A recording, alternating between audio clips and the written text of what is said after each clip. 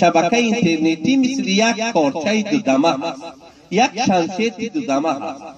میتونی که با استفاده کردن شبکه اینترنتی از جمله خامه رو باشه یا ادنکلاس یا فیسبوک تو جنت بدرای.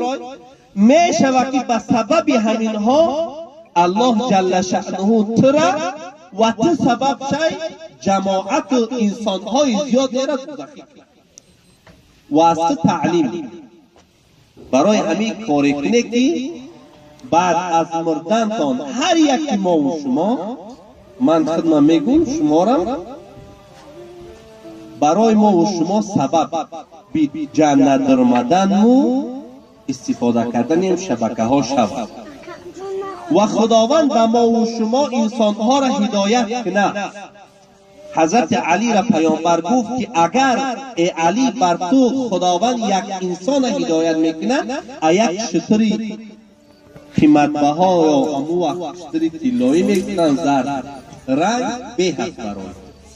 صرف رنگ به هست برای. لیکن اگر امروز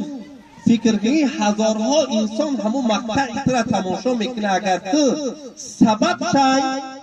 در هدایت همون انسان، اگر تو سبب شای در راه راست یافتنش و پیروی خدا و پیغمبرش،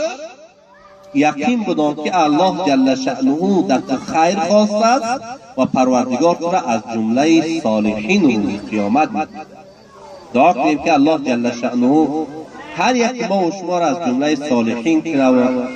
پروردگار عظیم و شان به فضل کرمش ما و شما را در جنات نعیم با همراهی پیامبرش صلی الله علیه و سلم و اصحاب جانفداش